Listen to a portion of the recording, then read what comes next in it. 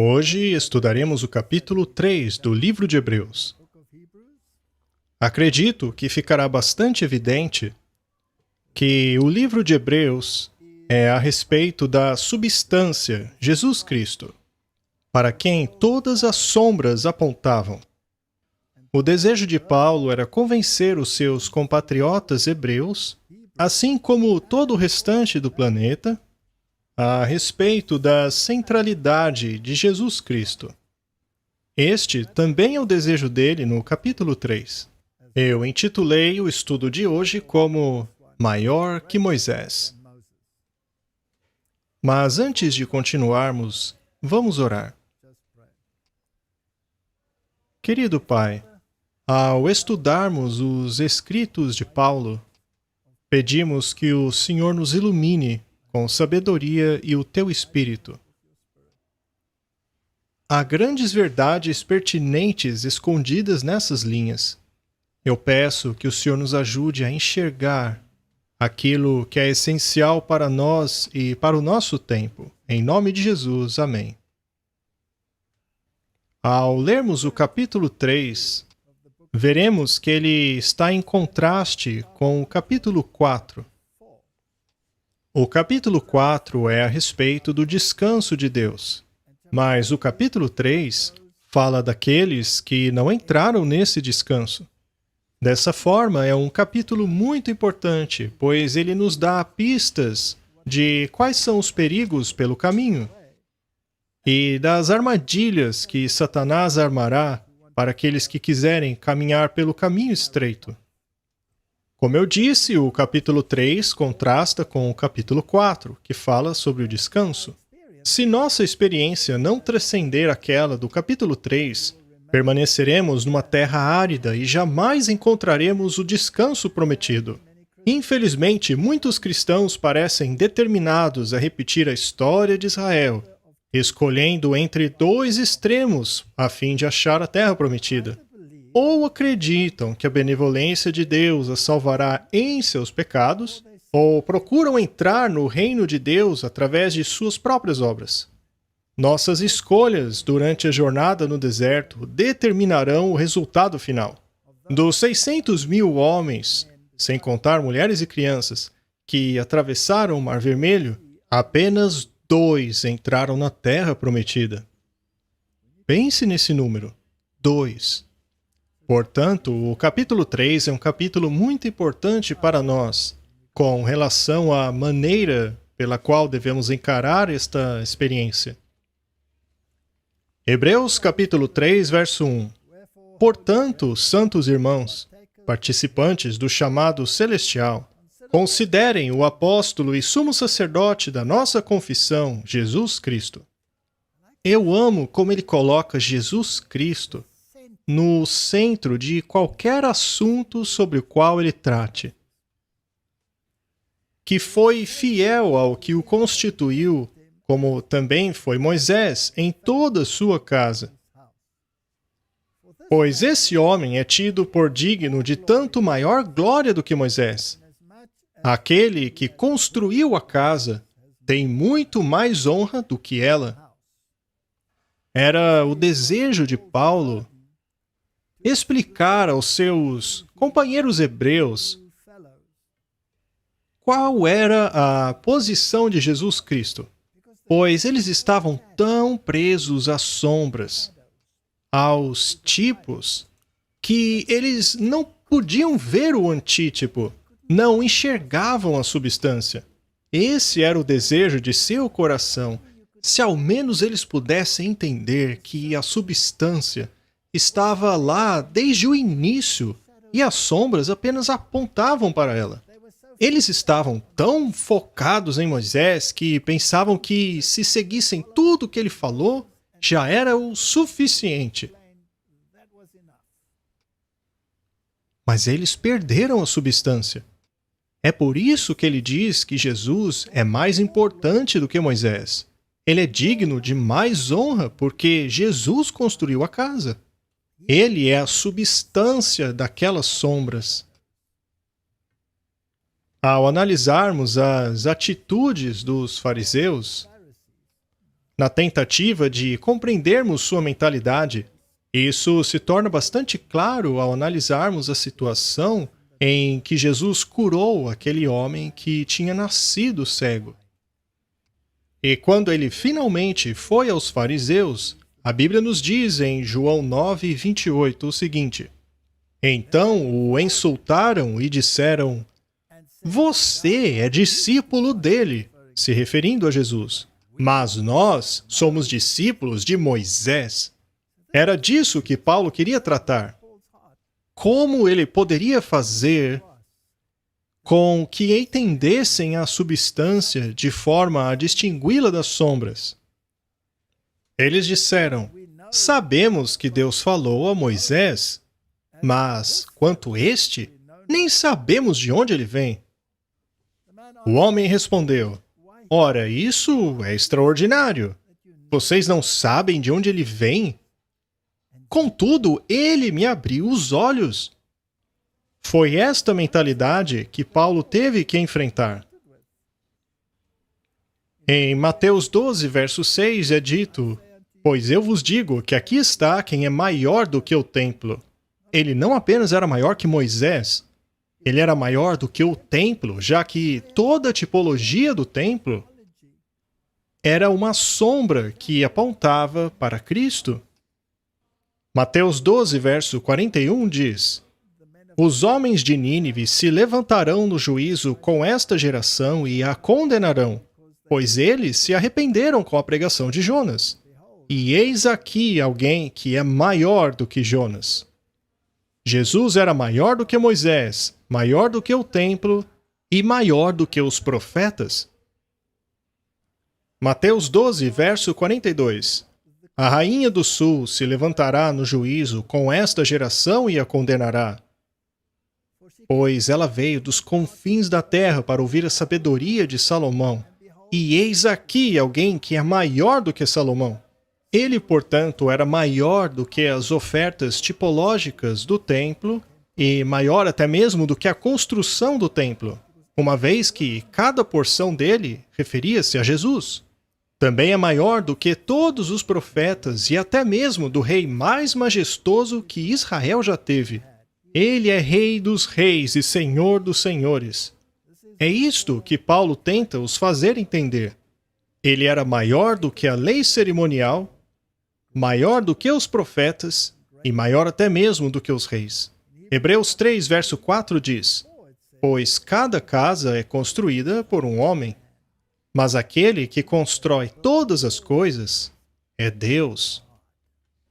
Precisamos entender a grandiosidade disso, pois em Colossenses 1,16 é dito: Porque nele foram criadas todas as coisas que há nos céus e na terra, visíveis e invisíveis, sejam tronos, sejam dominações, principados, sejam potestades. Tudo foi criado por ele e para ele. De acordo com Paulo, aquele que faz todas as coisas, e aliás, ele está se referindo a quem? A Jesus Cristo, que segundo ele é Deus. Este é um ponto muito importante. Nós tratamos disso já no capítulo 1, mas aqui ele reitera isso. Moisés foi verdadeiramente fiel em toda a sua casa, mas como um servo, dando testemunho do que haveria de ser dito no futuro. Ele, portanto, estava dizendo aos hebreus: sim, verdade, Moisés foi fiel, mas ele era só um servo. Já Cristo, como filho sobre a sua própria casa, a qual casa somos nós, se tão somente conservarmos firme a confiança e a glória da esperança até o fim. Veja como ele contrasta constantemente a sombra com a substância, a sombra à substância. E ele insiste aos hebreus que abracem a substância. O verso 7 diz: Portanto, como diz o Espírito Santo, se ouvirdes hoje a sua voz, não endureçais os vossos corações, como na provocação, no dia da tentação no deserto. Aqueles não entraram no descanso, mas Deus deseja que o seu povo entre no descanso. Portanto, se você ouvir a voz de Deus hoje, não endureça o vosso coração, como fizeram eles no dia da tentação. Esta citação é de Salmos 95:8 e é repetida em Hebreus capítulo 3, verso 15. E então, mais uma vez, em Hebreus capítulo 4, verso 7. Será que Paulo quer enfatizar um ponto aqui? Veja que ele diz, não endureçais o vosso coração.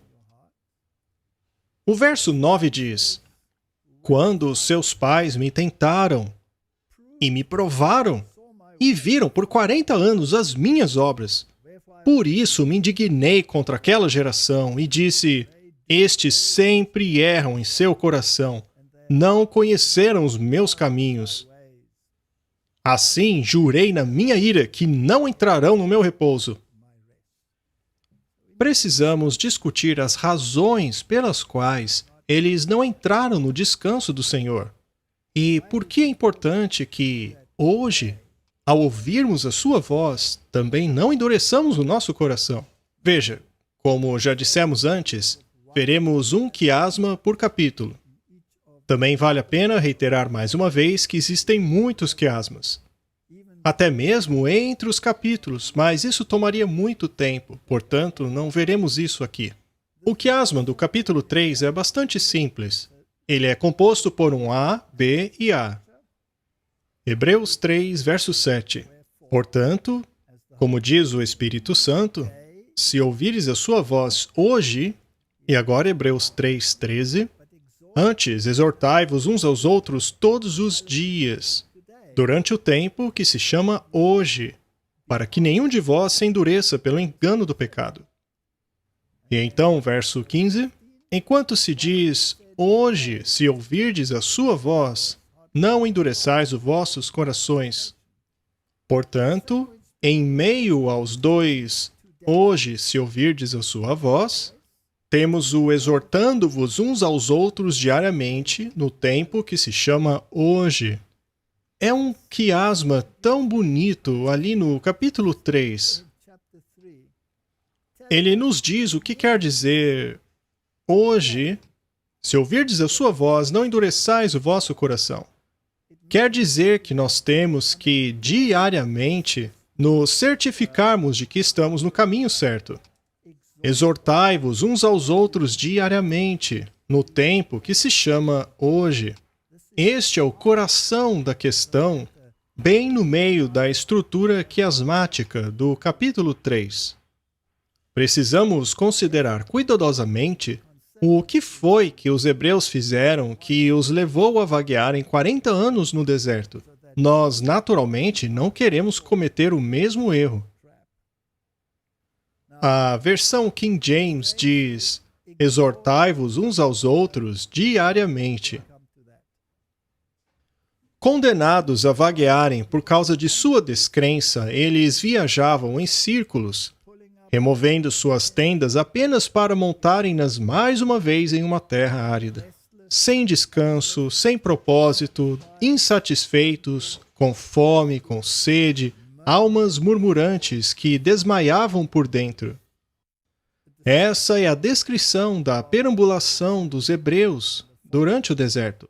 Salmos 4, 2 diz assim, filhos dos homens, até quando convertereis a minha glória em infâmia? Até quando amareis a vaidade e buscareis a mentira? Eles buscavam a mentira. Até quando você acreditará em mentiras? Até quando você se apegará às sombras e ignorando a substância? Até quando abraçarás a mentira e rejeitarás a verdade? O mundo se encontra nesta situação hoje. O planeta está inundado em mentiras. E a humanidade as engole de bom grado. O salmista diz que eles amam a vaidade. Em Eclesiastes, capítulo 1, verso 14, nós lemos, e vi todas as obras que se fazem debaixo do sol, e eis que tudo era vaidade e aflição de espírito. Vaidade, vaidade, diz o pregador, tudo é vaidade. Precisamos tomar nota destes versos, uma vez que esta foi a experiência do povo de Israel. Trata-se de um exemplo para nós, que devemos estudar para não cairmos no mesmo erro. Segundo Reis, capítulo 17, verso 15, diz assim: E rejeitaram os seus estatutos e a sua aliança que fizera com os seus pais, como também as suas advertências com o que protestara contra eles, e seguiram a vaidade. Esta é uma declaração interessante. Eles rejeitaram os seus estatutos, as suas leis e o testemunho. Rejeitaram a lei e o testemunho. Temos a mesma situação hoje? Há muitas pessoas que escrevem para mim dizendo: meu pastor diz que devemos ignorar os testemunhos. Não, é a lei e o testemunho. Eles seguem vaidade. Se ignoramos um ou outro, estamos seguindo a vaidade. Seguiram a vaidade e tornaram-se vãos, como também seguiram as nações que estavam ao redor deles, das quais o Senhor lhes tinha ordenado que não as imitassem. Se quisermos descobrir o que esta palavra realmente significa, podemos consultar os dicionários, as concordâncias, mas eu pensei que talvez fosse bom consultar uma fonte moderna. No site Bible Study Tools, diz assim: a vaidade é definida como orgulho excessivo ou admiração da aparência de alguém e de suas conquistas. Ou seja, é algo que se apoia no braço de carne. A Bíblia não descreve a vaidade como tendo um significado definitivo, um conceito que também é compartilhado por muitas filosofias. A vaidade é o reconhecimento apenas das suas próprias conquistas ou aparência, sem a humildade de apreciar os méritos dos outros, o que inclui Deus. Por outro lado, se for permitido à fé focar em Deus, verdadeira alegria e significado serão encontrados. Isso é verdade. Se a sua fé baseia-se em si mesmo, se for baseada em conquistas humanas, se tais conquistas forem consideradas o seu salvador, teremos grandes problemas neste mundo. Verso 12 de Hebreus, capítulo 3. Vede, irmãos, que nunca haja em qualquer um de vós um coração mau e infiel para se apartar do Deus vivo. A descrença na palavra de Deus é introduzida no coração dos homens desde o momento em que ele ingressa no sistema educacional. Hoje em dia, a descrença na palavra de Deus, especialmente no capítulo 1 de Gênesis, é generalizada. Provérbios 4, verso 23. Sobre tudo que se deve guardar, guarda o teu coração, porque dele procedem as fontes da vida. 1 Pedro 4, verso 7 diz: já está próximo o fim de todas as coisas, portanto, sede sóbrios e vigiai em oração. O ceticismo entre os crentes pode geralmente ser traçado até a negligência em orar. Primeiro eles se afastam de Deus e então o negam. É assim que funciona. Primeiro as pessoas negligenciam a oração, ou seja, deixam de ter uma comunicação pessoal com Deus. Ele então é rejeitado, colocado de lado. Finalmente, você se separa dele e o rejeita. É neste ponto que se encontra a humanidade. É hora de nos conscientizarmos disso e aplicarmos um esforço consciente a fim de voltarmos a ter um relacionamento íntimo com Deus. Precisamos aprender a confiar e não murmurar. Os israelitas murmuraram sobre 3 coisas. Murmuraram a respeito de pão e de carne. Número 2, murmuraram a respeito de água. Número 3, murmuraram contra sua inabilidade de conquistar. Veja, existe algum problema com água? Ou mesmo pão? Não. Então, por que eles estavam murmurando?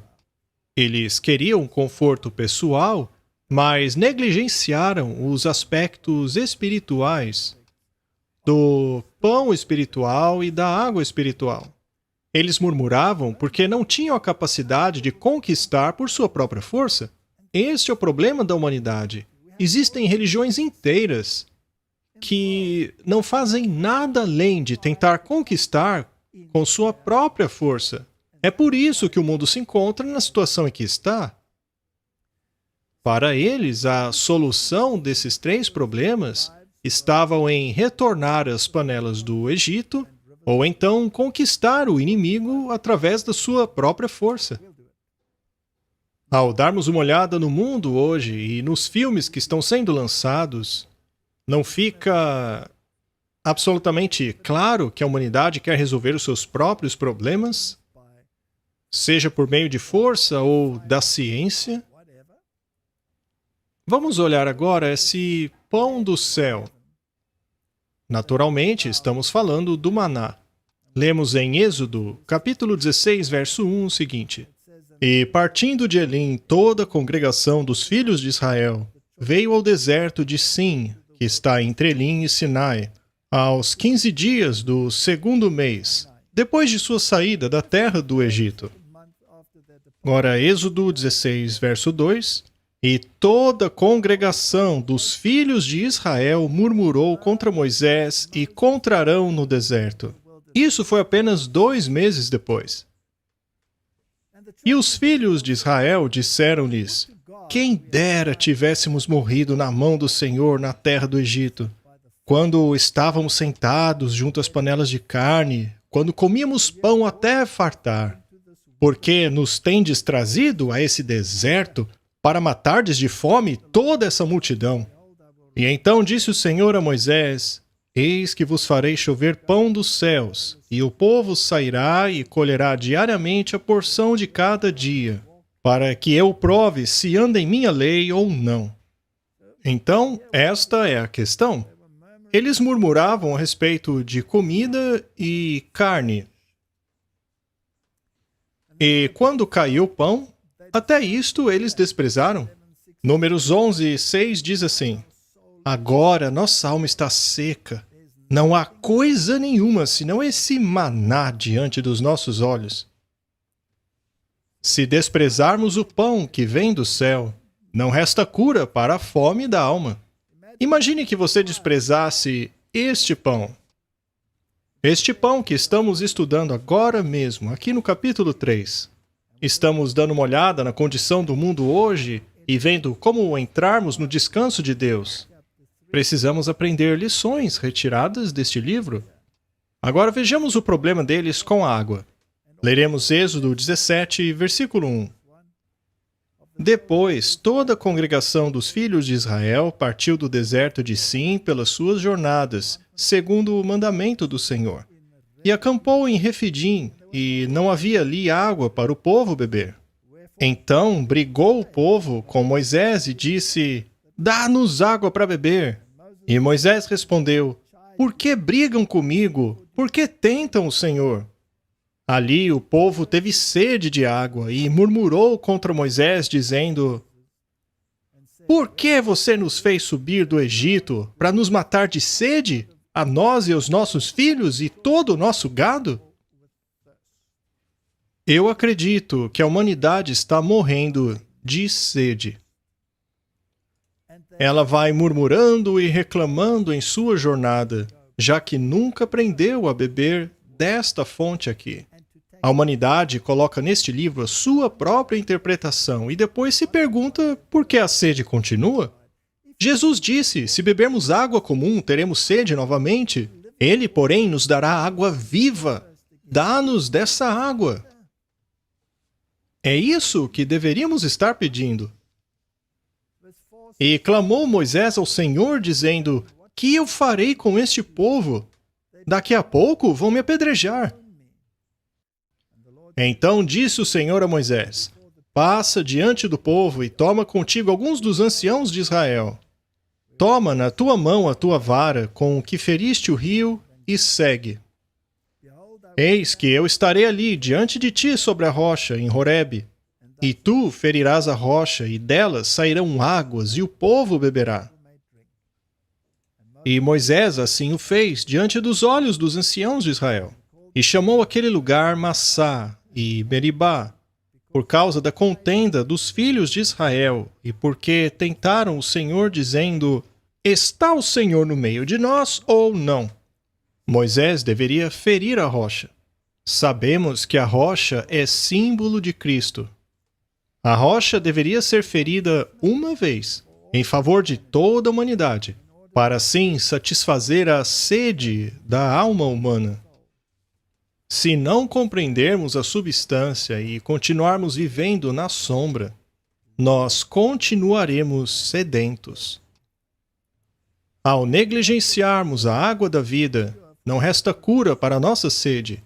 João 4, verso 10 diz: Jesus respondeu e disse-lhe: se tu conheceras o dom de Deus, e quem é o que te diz, dá-me de beber, tu lhe pedirias, e ele lhe daria água viva. Disse-lhe a mulher: Senhor, tu não tens com que tirar, o poço é fundo. Onde, pois, tem essa água viva?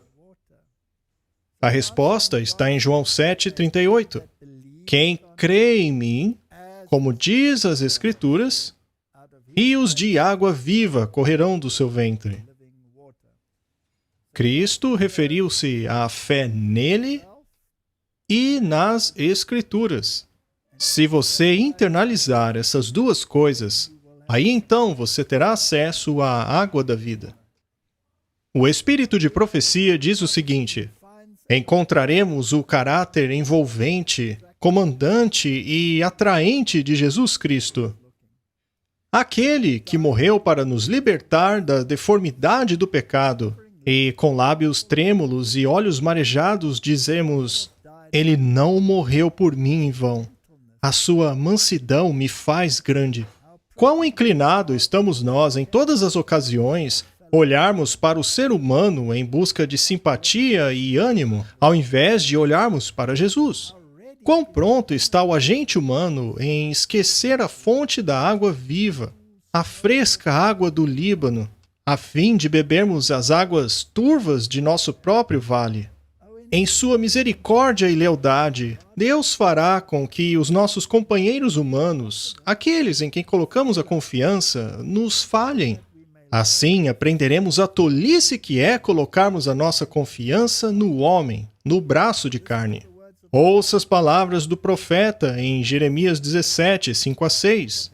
Fale das coisas celestiais, fale do peso eterno da glória que será recompensada ao vencedor. Assim terá sucesso em seu trabalho. Hoje estamos todos buscando o braço de carne. Até mesmo as igrejas estão nos incentivando a buscarmos o braço de carne. É hora de fazermos uma séria introspecção. Vamos ler Números 13:1, quando os espias foram mandados para Canaã. E falou o Senhor a Moisés, dizendo: envia homens que espiem a terra de Canaã, que eu hei de dar aos filhos de Israel. De cada tribo de seus pais enviareis um homem, sendo cada um príncipe entre eles. É uma declaração triste. Eles eram os líderes, os governantes.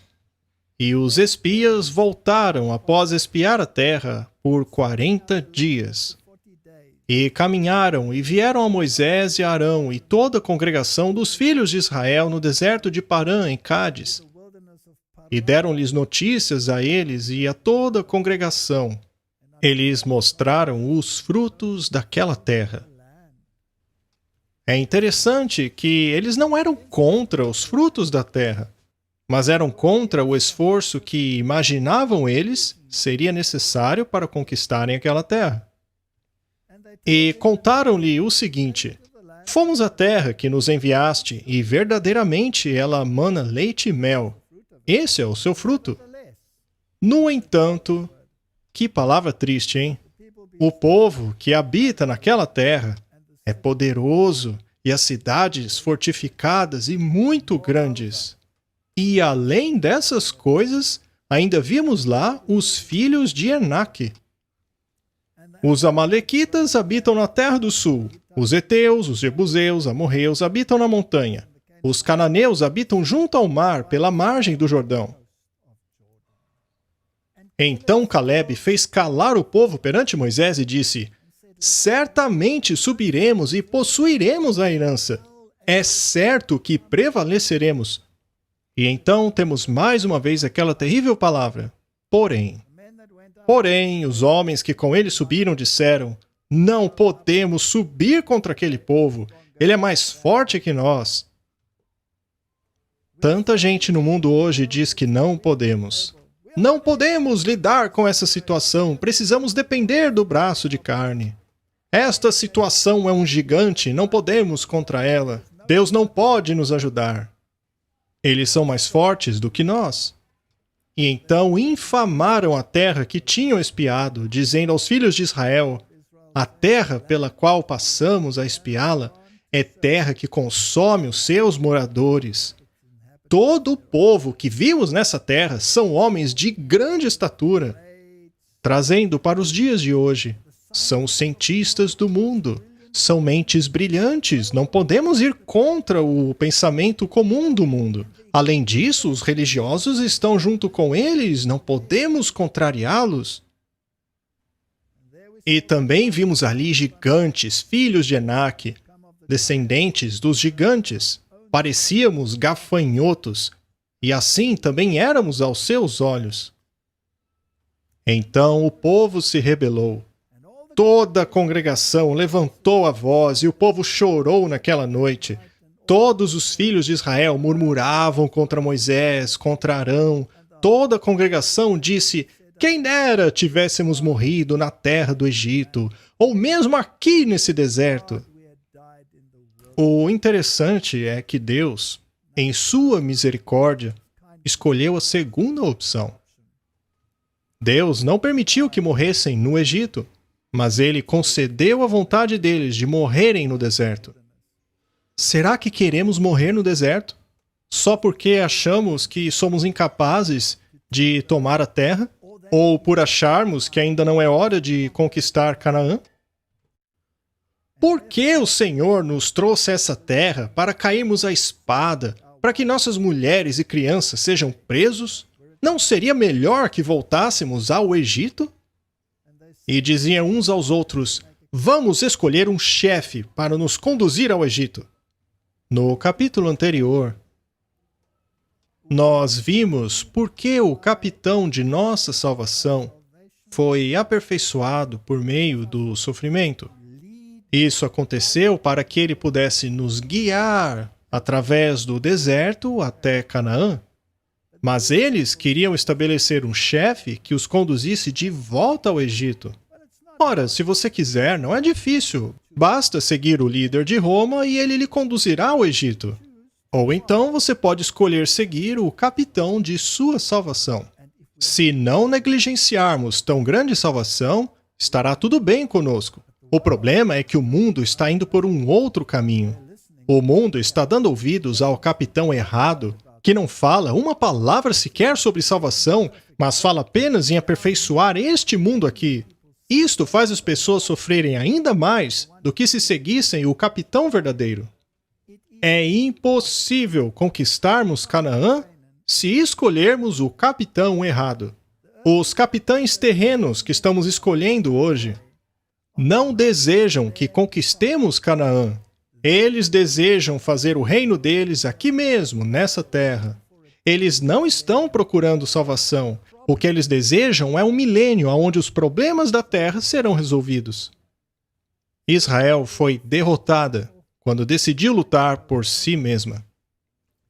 E falou Moisés estas palavras a todos os filhos de Israel, e choraram amargamente. E levantaram-se pela manhã de madrugada e subiram ao cume do monte, dizendo, eis-nos aqui, subiremos ao lugar que o Senhor tem falado, porquanto havemos pecado. Mas Moisés disse, por que transgredis o mandado do Senhor? Isso não prosperará. Não subais, pois o Senhor não está no meio de vós. Sereis feridos diante dos seus inimigos. Eu gostaria de dizer o mesmo no tempo em que vivemos agora. Vá em frente. Faça o que os capitães do mundo estão dizendo, mas eles não prosperarão. Os amalequitas e os cananeus estão ali diante de vocês. Vocês morrerão à espada. Porquanto vos desviaste do Senhor, o Senhor não está convosco. Apesar disso, eles subiram desafiadoramente ao alto da região montanhosa. Mas nem Moisés e nem a arca da aliança do Senhor saíram do acampamento. A lei e o testemunho não os acompanharam. Precisamos estudar a lei e o testemunho. Precisamos permanecer dentro do círculo deste poder. Se negligenciarmos isto e formos atrás do mundo, atrás de seus capitães, não haverá bênção em nós. E então desceram os amalequitas e os cananeus que habitavam na montanha, e os feriram, derrotando-os até Ormã. Eles recusaram-se a aprender a lição do passado. Se não tivessem negado o passado, teriam rapidamente reconhecido como Deus os libertou do Egito. Mas eles tiveram medo do presente. Não acreditaram que ele poderia livrá-los das circunstâncias presentes. O mesmo ocorre conosco. Somos iguaizinhos. Costumamos dizer que cremos no Senhor, que Ele nos salvou e nos trouxe até os seus braços. Mas quando chega a hora de realmente confiar nele, aí não. Aí vamos direto para o braço de carne. Salmo 106, verso 24. Também desprezaram a terra aprazível. Não creram na sua palavra. Antes murmuraram nas suas tendas. Não deram ouvidos à voz do Senhor. Por isso, ele levantou a sua mão contra eles para os derrubar no deserto, para derrubar também a sua semente entre as nações e espalhá-los pelas terras. Também se juntaram com o Baal Peor e comeram o sacrifício dos mortos. Você prestou atenção? Eles se uniram a Baal Peor e comeram os sacrifícios pelos mortos. Como cristãos, não somos convidados a participar de uma Eucaristia universal? Não é isso o sacrifício pelos mortos? Foi isso que os fez cair. Cometeremos o mesmo erro? Uniremos-nos nós também a Baal Peor? Assim, provocaram a ira do Senhor com as suas invenções, e a peste rebentou entre eles. O desejo de Paulo no capítulo 3 é que não sigamos por esse caminho. Não sejamos como os israelitas. Em Signs of the Times, lemos o seguinte: Deus fala a nós hoje nos alertas, conselhos e reprovações dados ao antigo Israel. Se nos separarmos dele, nossa condenação será ainda maior que a deles, pois nós temos a sua experiência como alerta. Toda a instrução que Deus deu a eles desde aquele tempo. Muitos e variados são os ídolos a quem estimamos. Ídolos que embotam a mente e endurecem o coração, para que as coisas sagradas não sejam valorizadas. Oh, que as lições dadas ao antigo Israel possam impressionar os nossos corações e afetar as nossas vidas, para abandonarmos os ídolos e servirmos ao Deus vivo. Precisamos ponderar sobre essas coisas cada vez mais. A obra em breve será concluída. Os membros da igreja militante que têm se provado fiéis, em breve se tornarão a igreja triunfante. Ao rever a nossa história e ao rever cada passo até a nossa situação presente, eu posso dizer glória a Deus. Ao ver aquilo que Deus operou, eu me encho de espanto e de confiança em Jesus como líder. Não temos nada a temer do futuro, exceto esquecer a maneira como Deus nos conduziu, esquecermos de como Ele nos ensinou no passado. Somos agora um povo forte se colocarmos a confiança em Deus. Administramos as poderosas verdades da Palavra de Deus. Temos todas as razões para sermos gratos. Se andarmos na luz que brilha sobre nós dos oráculos vivos de Deus, teremos então grandes responsabilidades. Responsabilidades estas que correspondem à grande luz dada a nós por Deus. Temos grandes deveres a cumprir, Pois fomos feitos os depositários da verdade sagrada a ser dada ao mundo em toda sua beleza e glória. Somos devedores a Deus para usar cada vantagem que Ele nos confiou a fim de embelezar a beleza do caráter santo e a enviar a mensagem de alerta e de conforto, esperança, amor àqueles que estão nas trevas do erro e do pecado. Nós cumpriremos a nossa missão? Ou será que, assim como os israelitas, nos volveremos ao braço de carne, esquecendo-nos assim da nossa história? Vamos esquecer de nossa linda mensagem da saúde? Dos avisos que nos foram dados e que é nosso dever levá-los adiante? Negligenciaremos o nosso ministério de cura? Meus irmãos, já é muito tarde para termos um coração dividido e servir desejos corrompidos, acariciar traços de caráter que nos excluirão do céu. Devemos abandonar os maus hábitos o mais rápido possível. Eu o exorto a fazer um trabalho completo para a eternidade. Agora é a hora, meu amado. Agora é o dia da salvação. É como Paulo disse, não endureça o vosso coração ao ouvir a sua voz. Buscai o Senhor enquanto ele ainda pode ser achado. Se achegue a ele enquanto ele está perto. Buscai o Senhor enquanto se pode achar. Invocai-o enquanto está perto. Deixe o ímpio o seu caminho e o homem maligno os seus pensamentos e se converta ao Senhor, que se compadecerá dele. Torne para o nosso Deus, porque grandioso é em perdoar. Quão grato deveríamos ser por esta segurança. O Senhor Jesus insta fervorosamente conosco. No entanto, pereceremos se nos afastarmos de Deus e colocarmos nós mesmos no poder do inimigo. Deus proibiu o seu povo de permanecer no terreno de Satanás. Nosso Deus construiu em torno de nós um muro de proteção, para não sermos expostos às tentações que nos assediam de cada lado. Agora é a hora de dar ouvidos a este conselho. É a hora de beber água viva da palavra de Deus. Muitos de nós se encontram no mesmo perigo que a antiga Israel. Ele os trouxe para fora do Egito, mas não confiaram nele para trazê-los até Canaã. Ele nos tirou das trevas até a sua gloriosa luz, mas continuaremos confiando nele para que ele nos leve a Canaã? Suportaremos nós a pressão que nos virá? A maior necessidade do mundo. A maior necessidade do mundo é a de homens. Homens que não se comprem ou se vendam. Homens que, no íntimo de suas almas, são honestos e verdadeiros. Homens que não tenham medo de chamar o pecado pelo seu nome. Homens cuja consciência é tão leal ao dever quanto a agulha é ao polo. Homens que permanecem pelo direito, ainda que caiam os céus. Eu devo dizer que recentemente eu tenho me encorajado.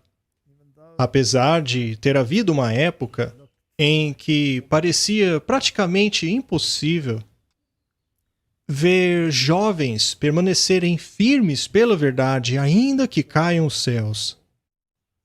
Eu também desejo ver os líderes permanecerem firmes pela verdade, assim como a agulha pelo polo.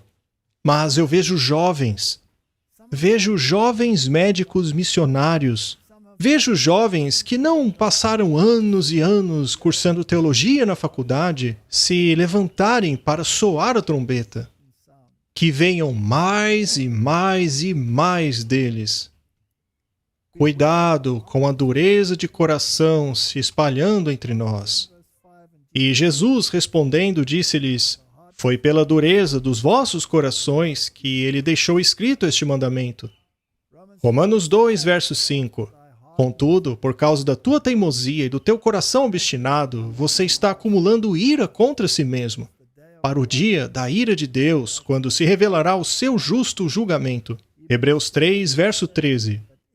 Antes, exortai-vos uns aos outros, todos os dias, durante o tempo que se chama hoje, de modo que nenhum de vocês seja endurecido pelo engano do pecado. Este é o objetivo do capítulo 3. Mas essa pequena palavra aqui em Hebreus 3, verso 13, é muito interessante. Exortem-se uns aos outros diariamente. Veja, não são todas as Bíblias que traduzem assim. Vamos, mais uma vez, recorrer ao dicionário para ver a definição dessa palavra. Qual é a definição da palavra exortar? quer dizer incitar por meio de conselho ou argumento, instar fortemente.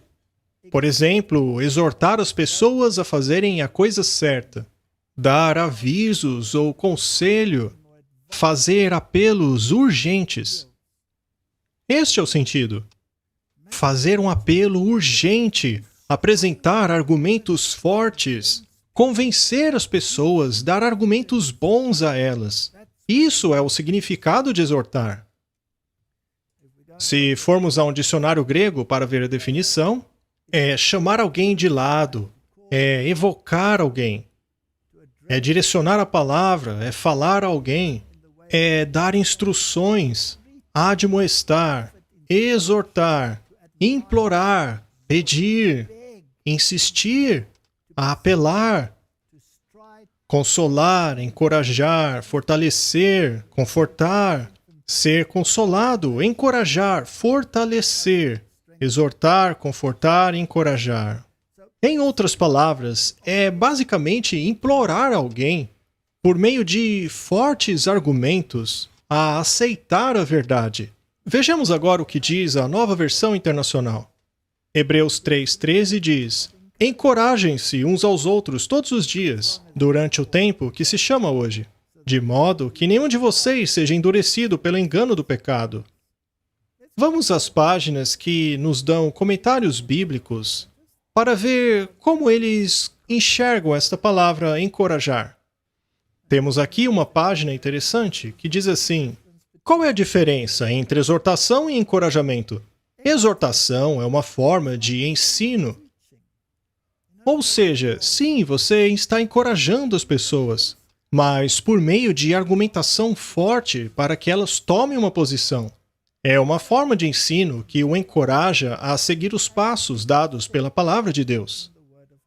Encorajamento é praticamente dizer a alguém que eles estão indo bem. Você viu só? Não é interessante? Encorajar alguém é dizer a esta pessoa: parabéns, você está indo muito bem. Isso é bem diferente de exortar. Exortar é alertar, é instar, é convencer com bons argumentos. Na verdade, a Nova Versão Internacional nos manda dizer aos outros para continuarem exatamente do jeito que estão. Por outro lado, a versão King James nos manda dizer às pessoas para mudarem de caminho. É exatamente o oposto. Hebreus 3, verso 14. Porque nos tornamos participantes de Cristo se retivermos firmemente o princípio da nossa confiança até o fim. Enquanto se diz hoje, se ouvirdes a sua voz, não endureçais os vossos corações. Nós já falamos sobre isso na estrutura quiasmática. Nós endurecemos gradualmente o nosso coração. É o escutar, mas não obedecer, que nos leva ao endurecimento do coração. O endurecimento nos leva a justificar a atitude de alguém. E essa justificação nos leva à rejeição. E a rejeição nos leva à perdição. Eu acho que deveríamos considerar isto. Se nos recusarmos constantemente a fazer algo que Deus requer de nós, por exemplo, a reforma da saúde, então chegaremos ao ponto de nos justificar, dizendo: isso era só para aquela época. Na verdade, criar qualquer desculpa para não fazer aquilo que Deus requer que façamos, este caminho finalmente nos levará à perdição. O verso 13 diz: exortai-vos uns aos outros diariamente.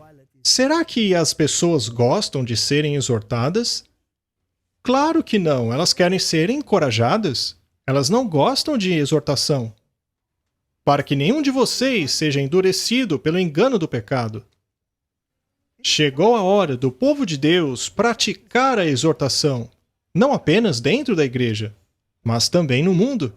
Isto inclui alertá-lo do caminho em que está caminhando, explicar ao mundo quais são as consequências de suas ações, mostrar através de fortes argumentos da palavra de Deus que o caminho por onde ele vai o levará à perdição. Devemos chamá-los de volta, assim como Paulo faz no capítulo 3. O verso 16 diz: porque, havendo-a alguns ouvindo, o provocaram, mas não todos os que saíram do Egito por meio de Moisés. Mas com quem se indignou por 40 anos? Não foi porventura com os que pecaram, cujos corpos caíram no deserto? Ou seja, o Senhor os trouxe para fora com mão forte, mas não acreditavam que essa mesma mão poderia levá-los para dentro? Eles se orgulhavam de como Deus os havia tirado do Egito, mas não ficaram felizes quando ele iria levá-los para dentro de Canaã. É por isso que, 2 Coríntios, capítulo 13, verso 5, diz assim: examinai-vos a vós mesmos, se permaneceis na fé, provai-vos a vós mesmos. Ou não sabeis quanto a vós mesmos que Jesus Cristo está em vós? Se é que já não estáis reprovados. Vamos continuar com os 2 últimos versos de Hebreus 3. E a quem jurou que não entrariam no seu repouso, senão aos que foram desobedientes? E vemos que não puderam entrar por causa da sua incredulidade. O capítulo 3 é um alerta contra a falta de confiança.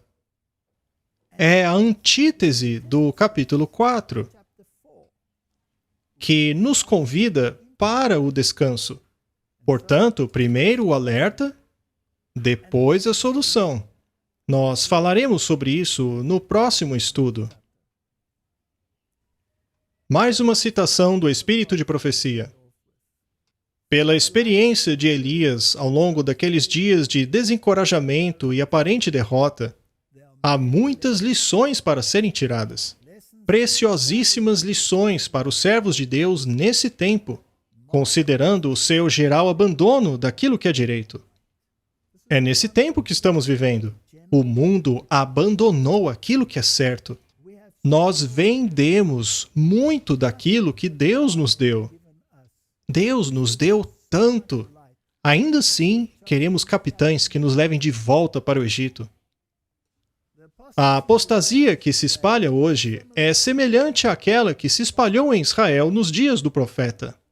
Na exaltação do humano acima do divino, na exaltação dos líderes populares, na adoração de Mamon e em no colocar os ensinos da ciência acima das verdades da revelação, multidões hoje estão seguindo após Baal.